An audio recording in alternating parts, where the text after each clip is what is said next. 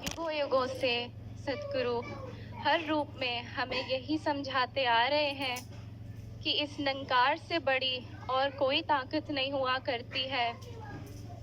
साथ संगत और आज सभी धर्म ग्रंथ हमें यही समझा रहे हैं कि इस निरंकार की, इस प्रभु की प्राप्ति केवल और केवल पूर्ण सद्गुरु की शरण में आने से ही संभव हो सकती है। जिस तरह कबीर दास जी फरमाते हैं, गुरु गोबिंद दो खड़े काके लागू पाए, बलिहारी गुरु आपने जिन गोबिंद दियो मिलाए। कि साथ संगत यही समझाया जा रहा है कि हर युग में इस सृष्टि पे सद्गुरु का स्थान सर्वोत्तम हुआ करता है। साथ संगत जिस तरह एक बार बाबा हरदेव सिंह जी महाराज ने अपने विचारों में फरमाया था कि एक पहर ठहरी सखी कान्हा जी के ठौर, पहुंची कोई और थी पर लौटी कोई और। कि साथ संगत हम आए तो थे माया से घिरे हुए, अंधकार से, अज्ञानता से घिरे हुए। ये सतगुरु का रहम होता है जो हमें ब्रह्म ज्ञान की दात दे देते हैं, इस निरंकार प्रभु से जोड़ देते हैं।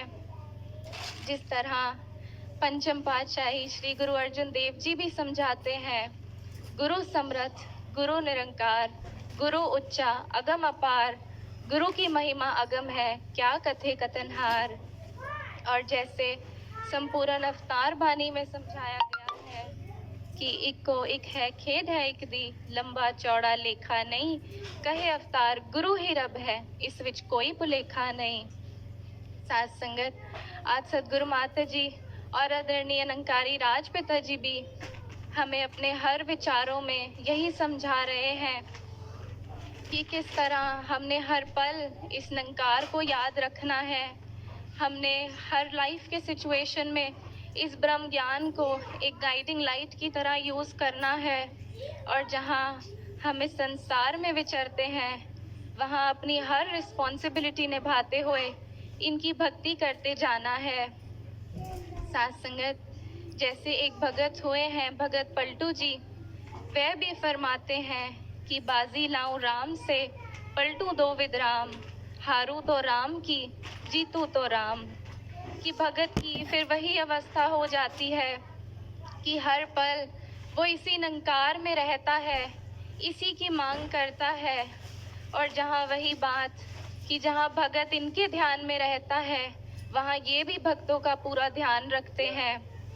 जैसे इस शब्द में भी भगत पलटू जी समझा रहे हैं कि वो बाजी भी ईश्वर से लगाते हैं।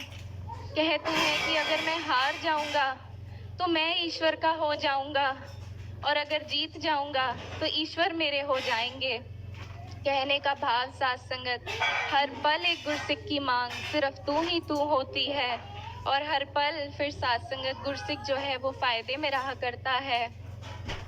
साथ संगत गुरसिक की फिर वो अवस्था बन जाती है कि वो हर पल ये ध्यान रखता है कि मेरी तो कोई औकात नहीं थी, ये जो कुछ दिया है आप जी का दिया है, आप जी ने रहम करी है। जैसे हम वो गीत सुनते हैं कि बच्चियां दे कारज करन लई ए आप आ गए ने। साथ संगत ये तो खड़े ही होते हैं हमारा ध्यान रखने के लिए, बात हम पे आती है कि हम इनको समर्पित हो रहे हैं या नहीं, मैं अपनी मैं को मिटा के इनको कर्ता मान रही हूँ या नहीं। साथ संगत जैसे गुरबाणी में भी समझाया जाता है कि विच करता पुरख खलोया, बाल विंगा ना होया। कि ये अपने गुरसिखों का बाल भी बांका होने नहीं देते हैं। जब गुरसिख इनको समर्पित हो जाता है ये अपने आप सारे कारज रास करने के लिए आ जाते हैं।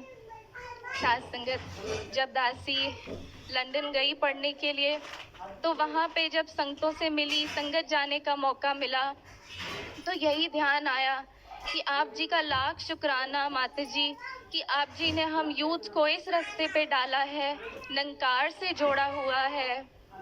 यही ध्यान आ रहा था साथ संगत कि ये तो कोई कमी नहीं छोड़ते हैं हमारा ध्यान रखने में, हम भी कोई कमी ना छोड़ें इनका हर हुक्म मानने में। और जहाँ बात इनके हर हुक्म मानने की हो रही है तो साथ संगत दासी यही बोलेगी कि ये तो इनके संतों के बिना मुमकिन नहीं हो सकता है। दासी सद्गुरु माता जी के चरणों में और आदरणीय राजपिता जी के चरणों में यही अरदास करती है कि आप जी ताउम्र अपने चरणों में जोड़े रखना, अपने संतों के संग में रखना। जिस तरह बानी में भी फरमाया गया है कि सही प्यारिया मेल जिन्ना मिलिया तेरा नाम चेतावे, साथ संगत जी प्यार से कहना धान